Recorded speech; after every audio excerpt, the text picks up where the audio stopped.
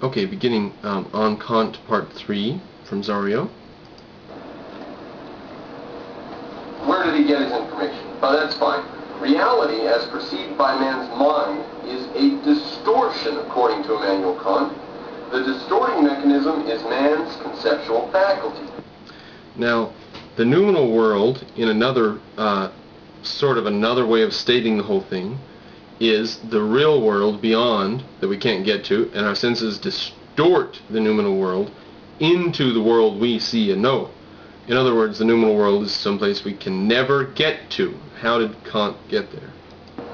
Man's basic concepts, such as time, space, and existence, are not derived from experience or from reality. What he actually says here is that essentially you can't imagine an object without space and time.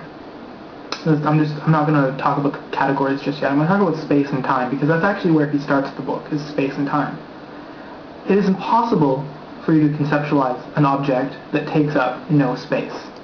Okay, now he says it's impossible to conceptualize an object that takes up no space. What can we conclude from that? Or what do you plan to infer from that statement? Try to imagine a body. I'm not saying a body is in like, my flesh body. Body in the philosophical sense of anything that is extended. You can't imagine it. You can't conceptualize it. It doesn't work without space. And now he's saying when you think of a thing that takes up space, space is included in your thought. Big surprise there! It always has to occur in time. You have no way of even knowing what something will be like without the process of time. Actually, what that means is that space and time are not necessarily in reality, but that they are... Now that means they are not necessarily in reality. It seems actually to mean that they comprise reality. That's what reality is the things that occur in space and time. And his conclusion is that they aren't necessarily in reality. There's some reality, and that space and time are what? Where the frick are they, Zorio? Somewhere in our... somewhere in our minds. Mind, because we cannot even imagine without them. Because we can't imagine without them. So they're somewhere in our mind, but they're not in reality. Right? You can't find space in reality or time in reality. Why can't you find those in reality? Because you don't have access to reality, son. Don't you remember? Your five senses distort the noumenal world. You perceive a distortion. You perceive a human-filtered experience. You don't know the real reality. Now, yeah, I think that basically covers it. That it isn't that space and time are concrete reality things. They may be. There's always the possibility that they are. Well, that possibility obtains because space and time are concrete, real things.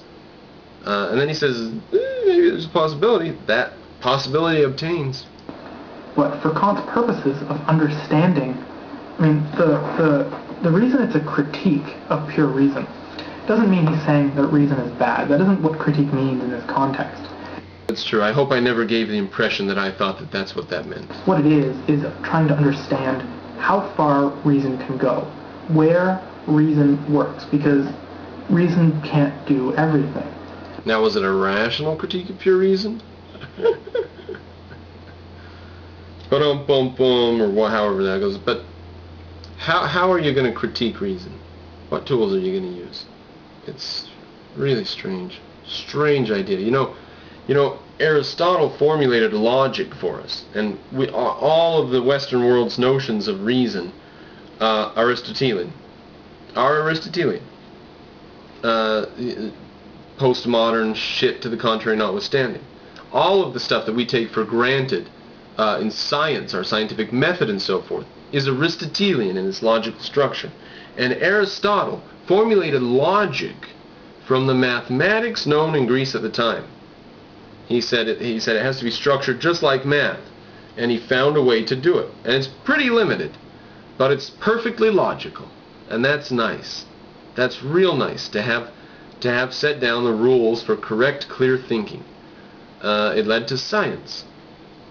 Zorio just rejects it out of hand. This is why he goes into practical reason, which is another arm of reason, where reason works, because reason can't do everything.